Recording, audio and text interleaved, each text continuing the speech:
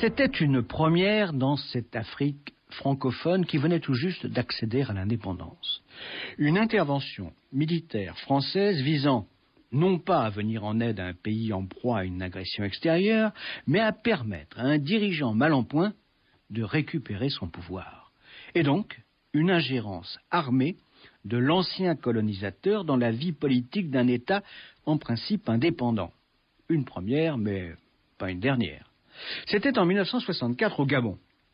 Le président Mba, renversé par un putsch militaire, a donc récupéré le pouvoir grâce aux paras-français. Une manière pour le général de Gaulle et son fidèle Jacques Foccart, grand Manitou de la politique africaine de la France, de rassurer les autres dirigeants de notre précaré. Menacés d'être déposés par leurs opposants, ils pourraient toujours compter sur la main armée de la France. Et c'est ainsi que l'on a découvert que notre pays et certaines de ses anciennes colonies étaient liés par des accords secrets, accords qui permettaient ce genre d'intervention militaire. Néocolonialisme ou défense de nos intérêts économiques et stratégiques menacés par des rivaux étrangers, ou bien les deux. Monsieur X revient sur cette curieuse mais exemplaire histoire au fort parfum Barbouzard. Je voudrais commencer par l'histoire d'une gaffe. 6 mois avant l'affaire gabonaise, le Congo voisin connaît des troubles. C'est le Congo au Brazzaville, hein? Oui, enfin notre Congo, si j'ose dire. Notre Congo. Donc là-bas, depuis l'indépendance, le chef de l'État est l'abbé Fulbert Yulu, un prêtre excentrique qui n'hésite pas à arborer des soutanes roses, ou bleues d'ailleurs, confectionnées par de grands couturiers et qui, par ailleurs, aime beaucoup la fréquentation des jeunes et jolies femmes. Ah, ouais. Le 15 août 1963, la rue congolaise, lasse de ce président d'opérette, le renverse. À Brazzaville, notre ambassadeur avertit aussitôt Paris. Que faire? Justement, que pouvait-on faire? La France disposait là-bas d'une petite garnison et de quelques chars. Prévenu, le général de Gaulle, qui se trouve alors en vacances à Colombey, essaie d'abord de charger Foccart de régler cette délicate question. Celui-ci est parti pêcher en mer. Il est injoignable. Le président français se retourne alors vers l'ambassadeur. Le diplomate, manifestement inquiet, lui affirme que si la troupe française intervient pour mater l'insurrection, il y aura des milliers de morts. Des milliers. En conclusion? L'abbé Fulbert Yulu est abandonné à son triste sort et les insurgés congolais triomphent. Et vous savez sans doute que quelques mois plus tard, le SDEC montra une véritable opération de commando pour libérer l'abbé et l'exfiltrer. En tout cas, le général est furieux. D'autant que, manifestement, l'ambassadeur a exagéré le risque d'une intervention armée. Et bien que le locataire de l'Élysée n'ait guère eu de sympathie pour Fulbert Yulu, il considère que dans cette affaire, la France a été humiliée. Parce que l'abbé était notre homme au Congo, c'est ça? En effet, oui. Et de Gaulle, après avoir enguirlandé Foccart, est bien décidé à ne pas laisser se renouveler une telle mésaventure. Alors, le Gabon, maintenant. Là-bas, c'est Léon Mba qui est au pouvoir. Un ami de la France. Ah oui, un fidèle même. Songez que Mba n'a accepté l'indépendance de son pays qu'avec regret. Pourquoi? Il aurait préféré que le Gabon devienne un département français. Et quand on lui a fait comprendre que cette solution était impensable, il a voulu adopter pour son pays le drapeau tricolore. Un drapeau qui ne se serait différencié d'une autre que par l'apposition d'un dessin représentant l'arbre national, l'Okoumé. Sur notre drapeau, non? Oui, mais là encore, Foccart lui a déclaré que c'était impossible. Et Mba s'est incliné? Il a piqué une grosse colère, mais il a fini par accepter. Forcément, Foccart, pourtant plus jeune que lui, était devenu une sorte de parrain pour ce dirigeant gabonais. Un parrain et un ami. Sa vie durant, Foccart n'a cessé d'entretenir des relations très amicales et même affectueuses avec ses dirigeants africains qui le recevaient régulièrement chez lui dans sa maison de Luzarches. Alors, avant de poursuivre, un mot peut-être sur ce Léon Mba. Il était né au début du XXe siècle au sein d'une importante ethnie du pays, les Fang. Il a d'abord fait ses études chez les bons pères de la mission catholique, puis son brevet élémentaire en poche. Il est devenu successivement employé de magasin, commis des douanes et exploitant forestier, tout en militant dans les mouvements progressistes de l'époque. C'est ainsi qu'il est nommé chef de canton. Là se situe un curieux épisode. Mba est arrêté. À cause de ses activités politiques? Pas du tout. Selon certains, le jeune homme aurait commis un détournement d'argent, mais selon d'autres, ce serait beaucoup plus mystérieux. C'est-à-dire? Léon Mba pratiquait un culte traditionnel, le Bwiti. Le bouitisme, c'est d'abord une croyance, mais aussi une puissante secte africaine. Et c'est d'ailleurs en s'appuyant sur le bouti et ses sorciers que Mba construira en partie son ascension politique. Quoi qu'il en soit, le jeune homme aurait été arrêté parce qu'il aurait commis un crime rituel. Mais il n'y a rien de sûr, là. Alors je poursuis. Condamné à 3 ans de prison et 10 ans d'interdiction de séjour, Mba est transféré dans ce qu'on appelle l'Ubangi-Chari. Mais c'est la République centrafricaine d'aujourd'hui. Hein. C'est ça. Ouais. Et après une remise de peine, il revient chez lui au Gabon, tout juste après la fin de la Seconde Guerre mondiale. Et ses amis lui font un triomphe. Ah ouais. Et c'est à partir de ce moment que Mba commence sérieusement à penser à son avenir politique. Et il fonde un parti, le BDG, Bloc démocratique du Gabon. Un mouvement interafricain qui adhère aussitôt au Rassemblement démocratique du futur président ivoirien, Houphouët-Boigny. Un parti qui est alors franchement de gauche, hein? Oui, et qui flirte même avec le communisme. Seulement, Mba se découvre un sérieux rival. Qui Jean-Hilaire Obam, originaire lui aussi de l'ethnie Fang. C'est un personnage charismatique qui est élu dès 1946 député de l'Assemblée nationale française. Il a donc une longueur d'avance. Eh ben, en effet. Et sans entrer dans les détails, la vie politique gabonaise avant et tout de suite après l'indépendance va être rythmée par la rivalité entre ces deux hommes. Et c'est quand même Mba qui va triompher. Et qui deviendra donc le premier président de la République gabonaise. Et pour autant, Obama ne renonce pas et reste en embuscade. Alors, venons-en maintenant aux événements qui nous intéressent aujourd'hui. Un seul mot auparavant. Au fil des années, malgré le multipartisme, les tendances autocratiques de Mba n'ont fait que croître. Ainsi, le président n'hésite pas à se faire justice lui-même.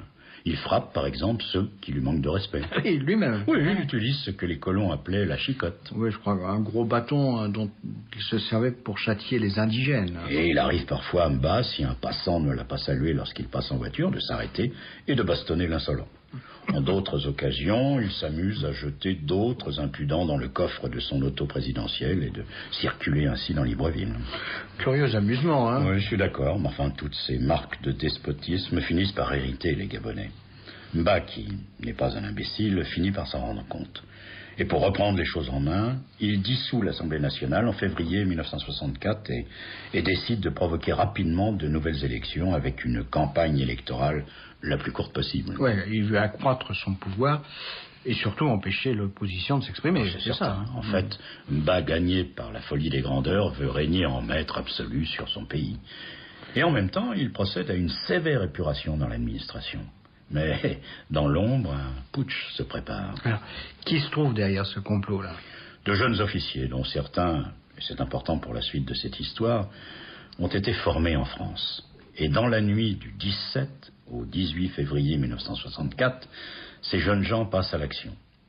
Une action parfaitement non violente. Aucun coup de feu n'est tiré. Les rebelles s'emparent donc de quelques lieux stratégiques, dont la radio, bien sûr, et arrêtent Mba, qu'ils vont justement obliger à prononcer une allocution radiodiffusée où il reconnaît sa défaite. Et c'est toute l'armée qui bouge? Non, la majorité de cette jeune armée, qui ne compte que quelques centaines d'hommes, reste dans les casernes. Et ce n'est pas très étonnant, car elle est encadrée par des officiers français. Ouais, effectivement, ils sont surveillés. Et la population, alors? Oh, bah, la rue reste calme. Et pour tout dire, on a l'impression que le putsch a réussi. C'en est fini, semble-t-il, du régime policier de Mba, comme disent les insurgés à la radio. En outre, ces officiers, lieutenants ou sous-lieutenants, sont à peu près certains que Paris demeurera passif. Oui, à cause du précédent du Congo. Oui, donc ils sont sereins. Toutefois, ils conseillent aux militaires français qui se trouvent sur place... ces officiers-là qui encadrent la petite armée gabonaise, là. Oui, donc ils demandent à ces assistants techniques, comme on les appelle, de ne pas s'immiscer dans une affaire qui ne regarde que les Gabonais. La journée du 18 février est donc très calme. Un comité révolutionnaire est constitué et en fin d'après-midi, la radio annonce la formation d'un nouveau gouvernement placé sous l'autorité d'un civil, Jean-Hilaire Obam. Ah oui, le sempiternel rival de Mba. Tout à fait, oui. Et Mba, justement, alors, que devient-il? Il est prévu de le placer en résidence surveillée au fin fond du pays. Mais les routes étant très mauvaises, il est conduit à Lambaréné, pas très loin de Libreville, la capitale. En tout cas, ce calme est trompeur. Car à Paris, où l'on a très vite été alerté par l'ambassade, on a déjà décidé d'agir. Qui, le général de Gaulle? Et son principal conseiller, Jacques Foccart. le président français a décidé qu'il convenait de rétablir rapidement la légalité au Gabon. Ouais. Et donc d'intervenir militairement. Oui, quoi. oui, car nous avons passé des accords secrets avec le Gabon. Il convient donc de remplir nos engagements. Toutefois, il y a une grosse difficulté. Au terme de ces accords, c'est le chef de l'État gabonais qui doit demander l'aide française via notre ambassadeur. Or, le président est aux mains des rebelles. Il va donc falloir inventer au plus vite un subterfuge qui donnera une apparence de légalité à l'intervention des parrains français. Dans un chapitre des dossiers secrets de l'Afrique contemporaine, l'historien guinéen Ibrahima Baba Kake revient sur les événements qui précèdent le putsch et l'explique. Premier acte. Par une manœuvre habile, Léomba nomme son éternel rival, Jean-Hilaire Obama, à la présidence de la Cour suprême en espérant ainsi l'éloigner de l'arène politique. Kake poursuit. L'opposition est ainsi brutalement affaiblie et la rupture totale entre les deux leaders est inévitable. Obama redevient le grand rival des années 50, d'autant qu'il reste député. Mais le BDG, c'est-à-dire le parti du président, lors de son congrès d'août 1963, demande la démission d'Obama de l'Assemblée nationale en prétextant un cumul de fonctions. Mais ce dernier ne démissionne que de la Cour suprême. Léomba tient pourtant à faire perdre à son rival l'unique poste électif dont celui-ci dispose et ne renonce pas à parvenir à ses fins. C'est pourquoi il dissout la Chambre et convoque de nouvelles élections pour le dimanche 23 février 1964 afin de décapiter, avec toutes les apparences légales, l'opposition. Celle-ci, qui n'est évidemment pas dupe des intentions du chef de l'État, refuse de participer au scrutin qui ne saurait, estime-t-elle, être équitable.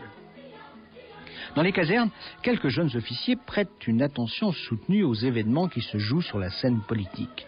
La brutalité des politiciens ne leur enseigne guère à respecter une constitution dont personne ne semble se préoccuper. Les étudiants organisés dans l'Association générale des étudiants gabonais dénoncent de leur côté les brimades, notamment les amendes et les arrestations arbitraires dont sont victimes les opposants au régime Mba. Voilà le contexte politique dans lequel s'effectue le coup d'État du début 1964, destiné évidemment à prendre de court la manœuvre électorale de Léomba.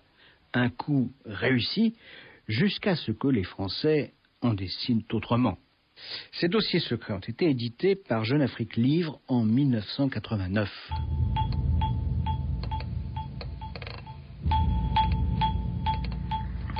Alors ce subterfuge pseudo-légal... Attendez.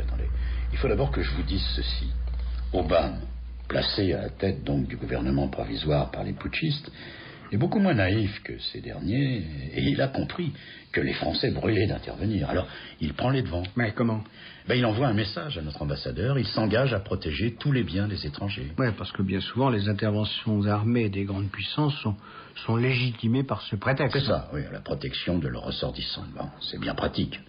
Autre initiative d'Obama, toujours dans le même sens, il envoie un autre message au secrétaire général de l'ONU. Puis, il convoque le corps diplomatique. Mais seul Paul Cousseran, l'ambassadeur français, s'abstient. Sur ordre ? C'est certain, car Cousseran éprouve de la sympathie pour Obama. Et d'ailleurs, il fera tout ce qu'il peut pour trouver une issue pacifique, y compris en engageant des négociations discrètes avec ce chef des putschistes. Ce qui, d'ailleurs, lui sera violemment reproché par De Gaulle et qui pèsera longtemps sur l'évolution de sa carrière. Mais enfin, revenons à cette recherche d'un subterfuge qui pourrait donner une apparence de légalité à l'intervention armée de la France. Mba étant empêché pour les raisons que vous savez, il faut essayer de trouver le vice-président, Paul-Marie Yembé. Parce que lui n'a pas été arrêté. Non, les mutins n'y ont pas pensé.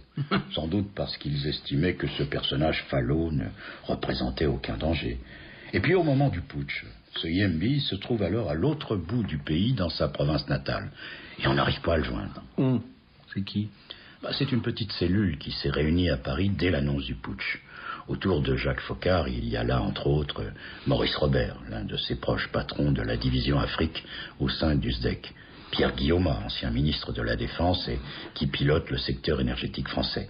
Guy Ponsaillet, directeur du personnel de l'UGP, le groupe pétrolier d'État, et encore un conseiller français attaché à l'ambassade du Gabon à Paris. Mais lui, s'il est attaché à l'ambassade, il pourrait peut-être représenter le Gabon, bien qu'il soit français. Tout à fait. Mais ça ne l'autorise pas pour autant à signer une demande d'intervention. Ah ouais. Alors que Miedby est introuvable, il est décidé de rédiger une lettre antidatée. Le vice-président, quand on pourra enfin le trouver, signera plus tard. Ah, c'est donc une sorte de faux. Et dans la foulée, en parfait accord avec l'Élysée, la manière forte est aussitôt envisagée. De Gaulle aurait même parlé de reconquête. Et ça ne traîne pas. Robert et Ponsaillé s'envolent pour Dakar, où est stationné un régiment d'infanterie de marine. Et tandis qu'au petit matin, avant même le lever du soleil, des agents français présents à Libreville dégagent la piste de l'aérodrome. Un DC-8 bourré de paras a décollé de Dakar et vole vers le Gabon. Tout cela a donc été très rapide. Oui, parce qu'à Paris, on ne voulait pas laisser les putschistes s'installer et donc consolider leur pouvoir. J'ajoute que d'autres soldats français basés en Centrafrique vont rejoindre les paras de l'infanterie de marine. Alors, dans les faits, que se passe-t-il exactement là? Les premiers paras, arrivés à Libreville, sont chargés d'investir la ville et, comme disent les militaires, ils doivent la nettoyer. Ouais, c'est-à-dire en chasser les éventuels rebelles. Ou à tout le moins les neutraliser, oui. Toutefois, ils arrivent dans une ville étonnamment calme, bien que le speaker de la radio ait appelé la population à résister à l'invasion française. Et cette opposition sera très brève, car les paras ne tardent pas à la faire taire. Seuls quelques lycéens oseront braver les troupes. Mais il faut noter que l'annonce du putsch, et donc celle de la déchéance de Léon Mba, n'avait pas provoqué plus d'émotion que ça.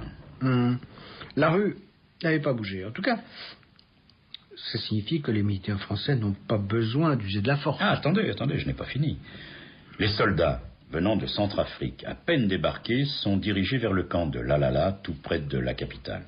Et c'est là que sont retranchés les principaux organisateurs du putsch. Ces jeunes officiers, là? Oui, des hommes qui ne sont pas décidés à se rendre, malgré une nouvelle intercession de l'ambassadeur de France.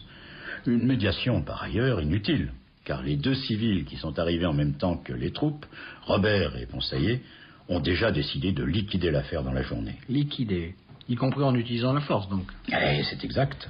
Ce sont les ordres de Paris. Et Robert, l'homme du SDEC, a bien l'intention d'aller jusqu'au bout, malgré les réticences des officiers français. Ah oui, des réticences. Pourquoi ces réticences? Parce que ces militaires, non sans raison d'ailleurs, pensent qu'il suffit d'encercler le camp et les rebelles finiront bien par se rendre. Ouais, sans effusion de sang, par conséquent. Mais Robert, fort des consignes qu'il a reçues à Paris, n'est pas de cet avis. Et c'est à ce moment qu'on va assister à une scène dramatique. L'un des officiers français reconnaît à l'intérieur du camp un lieutenant gabonais qui a été son camarade de promotion à Saint-Cyr. Camarade et même ami. Le Français l'interpelle et lui demande de se rendre. Il sera traité en officier. Mais l'autre refuse avec hauteur. Il dit qu'en intervenant ainsi, la France humilie le Gabon. Ce qu'il dit est vrai, parce que, en principe, le Gabon est indépendant. Ouais, alors le Français insiste. Je t'ai en ligne de mire. Si tu ne te rends pas, je vais être obligé de te tuer. Et le Gabonais de lui répondre fièrement, je préfère la mort à la honte. Et l'officier français la tire effectivement? Oui, et il tue son camarade de promotion. Naturellement, ce premier coup de feu déclenche l'ouverture des hostilités et une intense fusillade. Une quinzaine de Gabonais et 2 Français sont tués. Mais c'en est fini de la rébellion et Léon Mba, libéré, peut recouvrer son pouvoir et revenir dans son palais présidentiel. Et dans les fourgons de l'armée française, comme on disait autrefois. Tout à fait. Et désormais, Foccart et les siens vont veiller au grain et renforcer leur emprise sur le petit Gabon. Plus question de se laisser surprendre. Mais se sont-ils vraiment laissés surprendre? Qu'est-ce que vous voulez dire là? Je vous expliquerai un peu plus tard, si vous le voulez bien. Alors, tandis que le pouvoir se prépare à juger les putschistes, on voit arriver de nombreux Français, des spécialistes. Par exemple, un ancien policier qui s'est distingué par son zèle sous l'occupation et qui, à la fin des années 50, s'est à nouveau fait remarquer lors de la répression des révoltes au Cameroun. Ah ouais, je vois, des spécialistes de la manière forte, donc. Exactement. Et en même temps, il est décidé de créer une garde présidentielle. Donc chargée de la protection du chef d'État. Oui, car le vieux, comme on appelle maintenant Léon Mba, affirme avoir eu très peur. Et la protection de ses fétiches ne lui suffit plus. C'est le clan des Gabonais, en liaison avec les réseaux Foccart, qui va s'occuper de cette affaire. Alors, le clan des Gabonais, là, qu'est-ce que c'est exactement? C'est l'élite des Français présents au Gabon, des gens qui dominent l'économie du pays. Au départ, ce sont essentiellement des forestiers qui font le commerce des bois exotiques. Toutefois, ceux-là vont bientôt être supplantés par les pétroliers. On en reparlera, si vous voulez bien. Et puis, sommeil à cet agglomérat des diplomates, des barbouzes, tous en étroite relation avec Foccart. Et c'est donc alors Ce clan des Gabonais, pour reprendre votre expression, hein, qui est à l'origine de la création de la garde présidentielle. Et on fait appel à un personnage légendaire, Bob Maloubier, un baroudeur ancien des services secrets français pendant la Seconde Guerre mondiale. Un excellent tireur aussi. En tout cas, le clan se démène pour recruter des costauds, trouver des armes et des uniformes et surtout faire de cette petite troupe une unité d'élite. Mba est donc rassuré. Et il en a bien besoin. Parce que la population gabonaise, qui était plutôt restée passive lors des événements de février, commence à gronder. Alors comment expliquez-vous ça, hein? C'est exactement comme si les Gabonais prenaient soudain conscience qu'ils sont exploités par tous ces néocolonialistes qui règnent en maître dans leur pays. Alors, tout au long du mois de mars, on assiste à de violentes manifestations dans les 2 grandes villes du pays, Libreville et Port-Gentil, et le sang coule. La répression. Une répression féroce. Le clan des Gabonais veille. Mais déjà, on pense à l'avenir. C'est-à-dire Le vieux est dépassé. Il souffre des premières atteintes du cancer qui l'emportera 3 ans plus tard. Ah oui, alors il faut lui trouver un successeur. Évidemment. Et le clan croit l'avoir déniché. C'est le tout jeune directeur de cabinet de Mba. Un type qui a fait preuve d'une grande détermination lors du putsch de février. Un certain Albert Bernard Bongo. Cependant, avant de l'adouber, il faut lui faire passer quelques tests. Pierre Péan, célèbre journaliste enquêteur, a beaucoup écrit sur l'Afrique. En 1983, il publie Affaires africaines et raconte ce qui s'est passé à Libreville en 1964. Il décrit en particulier le rôle du pétrolier Guy Ponsaillé, un ancien baroudeur, un ancien de la colo, comme on disait encore à l'époque. Un homme qui va devenir l'un des membres les plus puissants du clan des Gabonais, c'est-à-dire de ces Français qui font la pluie et le beau temps au Gabon. J'emprunte ces quelques lignes à Péan. Il tente notamment, il parle de Ponsaillé, de rassurer Léon Mba, lequel ne se remettra jamais complètement de cette aventure humiliante. Ponsaillé l'accompagne notamment dans ses tournées en province où le clan lui a conseillé de se rendre pour restaurer son image parmi les populations. Mais le président, déjà malade, a désormais peur de tout, mais surtout de la mort. Il faut toute la force de persuasion de Ponsaillé pour le tirer hors de son palais, seul endroit où il se sent en sécurité. Il faut dire que ce lieu est un véritable camp retranché, bourré de militaires français. Et c'est sans doute aussi Ponsaillé qui lui a conseillé de s'exprimer à la radio. Voici un extrait de cette allocution de Léon Mba. Le coup de force du 18 février a été le fait de quelques militaires aigris, manipulés par Obama et d'autres personnalités de l'opposition. On m'a appelé le père de la patrie gabonaise. Actuellement, ce père réfléchit pour définir ce qu'il doit faire en faveur de sa famille, en faveur de ses fils, dont certains se sont également égarés. Tout ce que je puis vous dire, c'est qu'il décidera en père, avec fermeté, mais avec justice.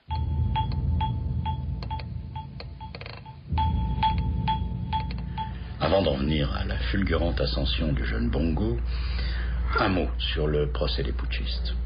Les principaux responsables militaires sont condamnés à de lourdes peines de travaux forcés. Quant à Obama, l'ennemi intime de Mba, il écope de 10 ans de prison et autant d'interdictions de séjour. Et pendant les premiers temps de sa détention, il sera battu presque quotidiennement par ses geôliers. Ouais, vengeance. Oui. Ouais. Alors, Bongo... Encore un mot avant, si vous voulez. Les Français, je vous l'ai dit, ont opéré une véritable reprise en main. D'abord, Paris a bien sûr rappelé l'ambassadeur. C'est Paul Cousseran, hein, et un nouveau diplomate est nommé. Mais cet ambassadeur, un homme de la vieille école, ne plaît pas à Mba. Mais pourquoi ? Il répugne à se mêler des affaires intérieures gabonaises. Mais ce qui est tout à fait à son honneur, non ? Certes, mais ce n'est pas ce que Mba attend d'un ambassadeur de France. Pour lui, ce représentant de l'ancien colonisateur doit être un conseiller, une sorte de parrain. Alors Mba s'agite, boude, vocifère, et il obtient de son ami Focard la nomination d'un nouvel ambassadeur, Maurice Delaunay. Et avec celui-là, on ne peut pas se tromper. Pourquoi ? C'est un véritable haut-commissaire qui s'installe à Libreville. Ça tombe très bien, parce que ce très bon connaisseur de l'Afrique, qui a déjà occupé plusieurs postes sur le continent, entretient déjà les meilleures relations du monde avec les membres du clan des Gabonais. Alors j'imagine qu'on n'a pas choisi, Focard, hein, pour ne parler de lui, qu'on n'a pas choisi cet homme au hasard. Bien entendu. Alors, Bongo. Je vous l'ai dit, ce jeune haut fonctionnaire a été remarqué à l'occasion du putsch. Son sang-froid, son sens de l'autorité ont frappé. Et déjà, l'homme du SDEC, Maurice Robert, et le clan des Gabonais pensent que cet homme qui n'a pas encore 30 ans pourrait bien succéder à un Léon Mba vieillissant et malade. Seulement, avant de favoriser son ascension politique, il faut s'assurer qu'il a bien les qualités qu'on lui suppose. Alors, d'où ce test qu'on va lui faire passer. Oui, et l'examinateur ne sera pas n'importe qui. C'est le général de Gaulle en personne qui va juger des aptitudes du jeune Bongo. C'est une plaisanterie, là. Pas du tout. Et ça montre qu'à l'Élysée, on accordait une grande importance au petit Gabon. Alors, oui, ça me fait rire, moi. Comment ça se passe? Eh bien, un beau jour de 1965, Mba lui dit qu'il doit aller voir le général. Lui, Bongo. Et aussitôt arrivé à Paris, le Gabonais se voit fixer un rendez-vous à l'Élysée. Il rencontre le général. Le général qui, un peu bizarrement, lui pose de nombreuses questions. Enfin, par exemple, d'oublier sa géographie africaine, obligeant ainsi Bongo à suppléer sa mémoire soi-disant défaillante. Et alors, le jeune Bongo, là, se rend-il compte que De Gaulle teste ses connaissances? Non, et heureusement. Ce qui veut dire? Bongo est donc resté relativement décontracté.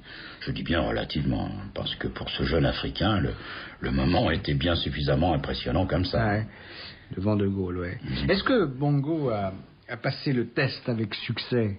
Il faut le croire, puisqu'à partir de ce moment, il est réellement devenu le successeur désigné du président Mba. Désigné par la France. C'est évident. Mais il pouvait en être autrement. Tant le pouvoir gaulliste était décidé à continuer de surveiller de très près les affaires africaines. Il fallait quand même attendre la mort de Léon Mba pour que Bongo accède au pouvoir. Certes.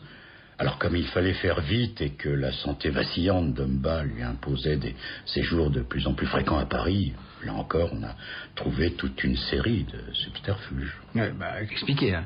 Il faut au moins, en apparence, faire les choses légalement. Alors, dans un premier temps, Bongo est nommé ministre délégué à la présidence de la République. Dans les faits, il occupe le poste et les fonctions d'un premier ministre. Un peu plus tard, en 1966, Bongo ajoute à ses nouvelles prérogatives le portefeuille de l'information. Un secteur clé. Mais le plus difficile reste à faire. C'est-à-dire Mba, hospitalisé à Paris et qui ne retournera plus au Gabon, s'accroche à la vie. À la vie et au pouvoir. Alors, les gens de Foccart et Foccart lui-même ne cessent d'aller lui rendre visite dans sa chambre d'hôpital. Ils veulent absolument obtenir que le vieux reconnaisse Bongo comme étant son successeur. Ah oui, mais Mba résiste. Car sans doute a-t-il l'impression que renoncer au pouvoir précipiterait la fin de sa vie. Toutefois, Foccart, fortement suppléé par le clan des Gabonais, s'acharne. Et finalement, on obtient une déclaration enregistrée de Mba. Recueilli sur son lit d'hôpital, donc. Le vieux annonce son intention de réformer la Constitution et de créer un poste de vice-président de la République. Ah oui, je vois, une fonction conçue tout exprès pour Bongo. Bien sûr. Alors, en toute hâte, l'Assemblée nationale gabonaise se réunit et vote cette réforme. Il est prévu que si le président venait à disparaître, son vice-président lui succéderait automatiquement. Bongo est donc sur les rails, là, sérieusement. Mais ce n'est pas encore suffisant. Foccart a imaginé une autre comédie. Une élection présidentielle anticipée. Et encore une fois, Mba cède. Flanqué de son vice-président, le vieux se présente. Les deux hommes sont élus avec une majorité écrasante. Désormais, Mba peut mourir. Hein. Il reste cependant une dernière formalité à accomplir, la prestation de serment. Pour cette cérémonie, on extrait Mba de l'hôpital et on le conduit à l'ambassade du Gabon. Et c'est un moribond qui jure de respecter la Constitution. Pas très jolie, hein, cette danse constitutionnelle autour d'un mourant. Je suis d'accord avec vous, mais c'était le prix à payer pour installer durablement Bongo au pouvoir. Et notez-le bien, il y est toujours. Oui. Et à peine installé dans le palais présidentiel, il s'est empressé d'abolir cette disposition de la Constitution créant un poste de vice-président. Prudent, ça. Oui. Le clan des Gabonais a donc gagné. Et en parfait accord avec le nouveau président, il va continuer à exploiter les richesses du pays. Car le petit Gabon est extraordinairement riche. La forêt d'abord, et puis ensuite le pétrole. La nouvelle compagnie, Elf, y crée un solide empire et se dote d'un véritable service secret où l'on va retrouver quelques-uns des hommes qui ont contribué à mater le putsch de 1964. Il y a aussi de l'uranium au Gabon. Cet uranium qui va alimenter les futures centrales nucléaires françaises, oui. Autant dire que l'intérêt stratégique de la France pour le Gabon n'est plus à démontrer. Ce pays devait rester une chasse gardée de Paris. Or, certains essayaient de se frayer un chemin au Gabon. À qui Des Américains. Même si cette menace a été exagérée à dessein. Pourquoi? Pour justifier après coup la nécessité de notre intervention militaire? Je le pense, oui. Ouais. Mais il est vrai que Washington venait de nommer un nouvel ambassadeur qui était un ancien de la compagnie pétrolière Mobile.